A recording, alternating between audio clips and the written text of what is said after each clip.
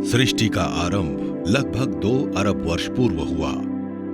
एक ईश्वर, एक ही वेद ज्ञान के चलते सब सुखमय वैभवशाली जीवन का आनंद लेते थे। न भेदभाव, न ऊंच नीच, वैभवशाली था आर्यवर्त।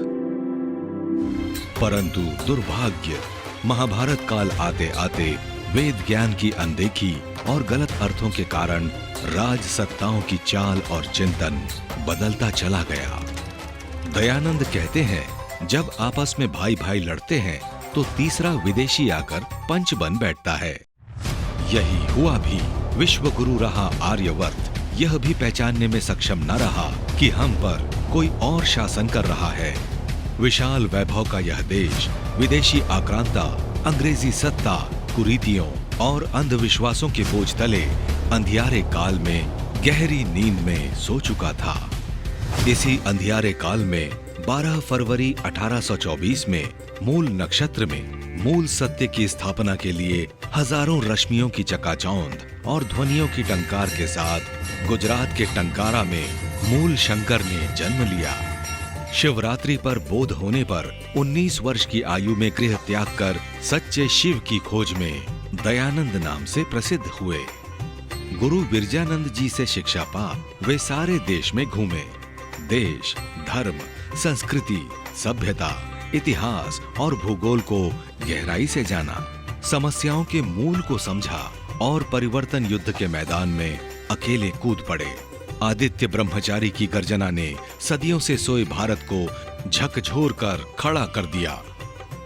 सन 57 के संघर्ष में एक ओर बादशाह बनाने का लक्ष्य था तो दूसरी ओर लंदन की महारानी हमें माता पिता के समान पालन पोषण करने का बहलावा दे रही थी। 2 ही रास्ते थे, परंतु दयानंद की इस हुंकार ने देश की चिंतन धारा ही बदल दी।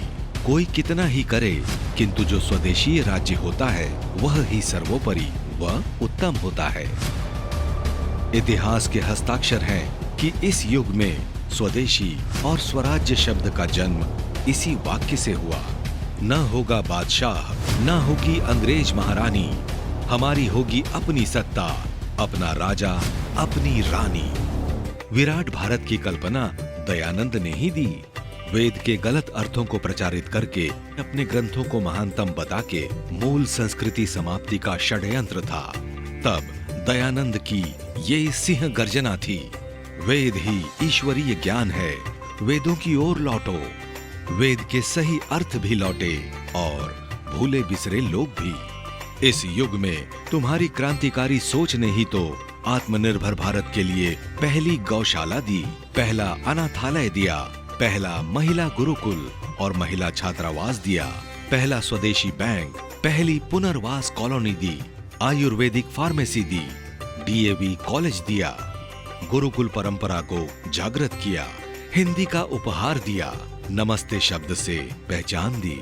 तुम्हारी सोच ने ही डोला पालकी जैसी सैकड़ों प्रथाएं तोड़ी, समुद्र पार जाने का मिथक तोड़ा, विधवाओं को सम्मान दिलाया, महिलाओं को वोट का अधिकार दिलाया, पहली महिला विमान पायलट दी, भगत सिंह, बिस्मिल, लाजपत राय जैसी बलिदान होने वाली सेना दी, तो श्रद्धानंद, श्याम जी, कृष्ण वर्मा जैसे हजारों क्रांतिकारी दिए, मुंशी प्रेमचंद और गुरुदत्त जैसे क्रांतिकारी कलमकार दिए, सैमुअल स्टोक्स को महात्मा सत्यानंद बनाया, तलपड़े जैसी वैज्ञानिक सोच के लोग दिए, जातिवाद तोड़कर आर्य नाम दिया, नया चिंतन, नई सोच दी, सत्यार्थ प्रकाश दिया और अमूल्य उपहार आर्य समाज दिया।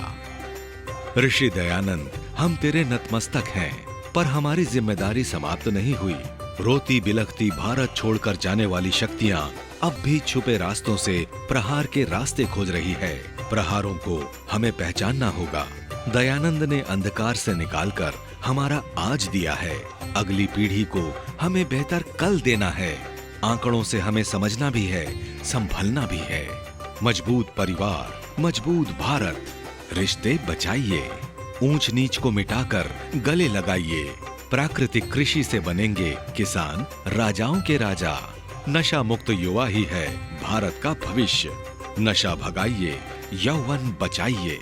आओ दयानंद के चिंतन दर्शन और चुनौतियों का सामना करने के संकल्प को दोहराएं। घर घर खेत खलिहान तक जाएं, यह राष्ट्र विश्व को राह दिखा पाए, आज यही संकल्प है। हम विश्वास व्यक्त करते हैं कि आर्य समाज गत 1.5 शताब्दी की भांति ही राष्ट्र निर्माण के कार्यों में पूर्ण संकल्पित एवं समर्पित भाव से कार्य करता रहेगा। भारत को विश्व गुरु बनाने के भागीरथ प्रयासों में आर्य समाज मजबूत भूमिका का निर्वाह करने के लिए कृत संकल्पित है। आज आर्य समाज की विश्व के 5 महाद्वीपों में विस्तारित 10,000 से अधिक इकाइयां सेवा, शिक्षा, संस्कार और अन्य मानव उपयोगी कार्यकलापों में पूर्ण रूप से संलग्न है और महर्षि दयानंद के दिखाए मार्ग पर चलकर कृणवंतो विश्वमार्यम के लक्ष्य की ओर आगे बढ़ रही हैं। हे महर्षि, हे दयानंद, 200वीं जयंती पर नतमस्तक हैं हम सब। हे दयानंद, तुम्हें वंदन, वंदन, वंदन।